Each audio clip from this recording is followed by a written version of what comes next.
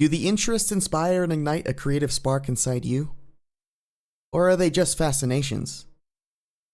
Welcome to the continuation of exploring niche interests and what I believe they mean. Let's dive right into my more nitty-gritty YouTube interests. Technology Connections. Not an unnoticed channel by any means, but explores the how and why of everyday mundane technology we all use.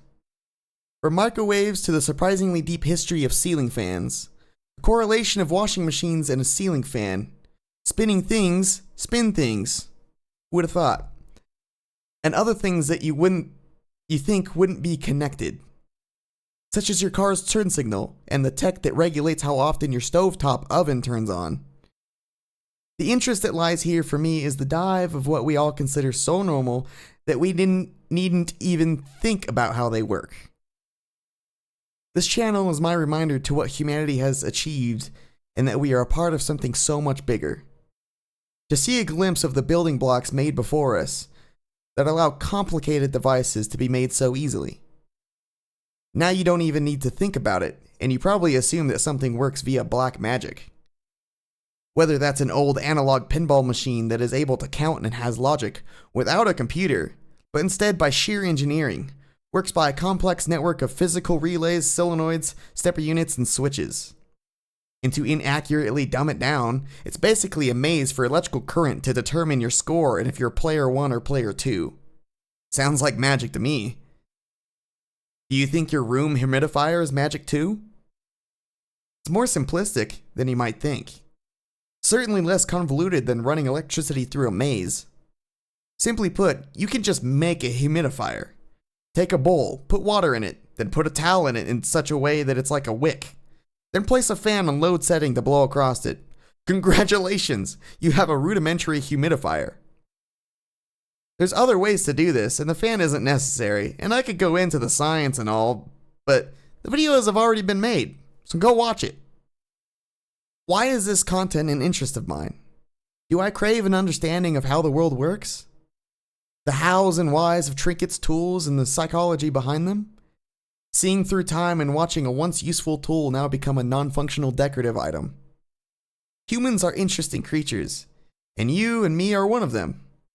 Understanding myself in comparison to others is why I'm even making these videos. Not that I'm special and I want to understand why. I want to understand why I'm not. And as I've mentioned before previously, niches are only niches because there is a tribe of like-minded individuals. This brings me to my point today. You would think that being excited towards something that genuinely sparks your interest would lead you to explore more and deeper, and maybe even becoming into a hobby or lead into a career. You even hear stories of children having hyperfixations on a subject from a young age and eventually becoming a big name in whatever it was. Math, science, tech, etc. Then why not for me? Why is it that every single niche subject I explore, I only travel so deep just for me to hop onto the next thing? And I love it. I know so much, but also so little. Jack of all trades, master of none. And I know for a fact I'm far from the only one. This has even been referenced in popular media such as the animated show Dan vs. Dan has a very strange patchwork of knowledge. It's anybody's guess as to what he knows about any given topic. Watch. Hey Dan, who sculpted Mount Rushmore? Gutzon Borglum. Then his son finished it. Why? And what state is it in? I don't know! Ecuador or something? What's with all the questions? This is probably how most of my friends sometimes view me. This patchwork of interest didn't lead me to hobbies like it did for some.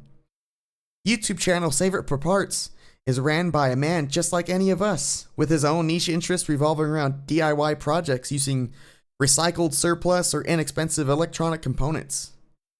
What really caught my interest of his was his use of budget equipment or his use of repurposed equipment to view satellite data. Yes, satellite data. The thing I always once thought was unobtainable to the common folk other than satellite TV and internet. The thing thought to be hacked by Bond villains or to control lasers in sci-fi. Turns out, with a laptop and an antenna with a little bit of know-how, and all of a sudden you can see photos of Earth from space. His channel feels like we get to tag along with someone else's hobby, learn with him, watch his success and his failures. He never claims to be a professional, and as he learns, he gives his audience insight and shows his steps that he has taken to learn more. This passion into a hobby that grew a niche audience big enough to allow him to go full-time as a content creator, combined with my interest in not only his subjects but others, like channel Adrian's Digital Basement, repairing vintage computers from the 80s. And yet, it still hasn't motivated me to look into these hobbies myself. Despite being an avid viewer of these types of channels enough so that I'm starting to understand the basics and can very well start to get into hobby myself. After all this talking of, hey, look at this that I'm into, and hey, look at this other thing I'm into, I don't have much to show for it other than an approximate knowledge of many things. I couldn't even give you an answer as to why I love taking interest in all of these different avenues of communities and topics. I said I was going to explore on what I think all these niche interests mean, and if they were just fascinations or genuinely something you think is your true calling, as if it were preset from birth. I don't think there is an answer. Life to me doesn't have a script. Are your interests love at first sight? Or did you learn to love them as you learned more about them? I just think they're neat. And that's another slight look into my mind. I hope it gave you some food for thought and allows you to reflect on your own interests and possibly ask yourself, maybe I should start this hobby. This could be something. I could influence people's lives for the better, provide knowledge and entertainment. Because even my nothing to show for it became something. The influences I've been on my friends' lives and the creation of this channel. It's small, but that's where it starts.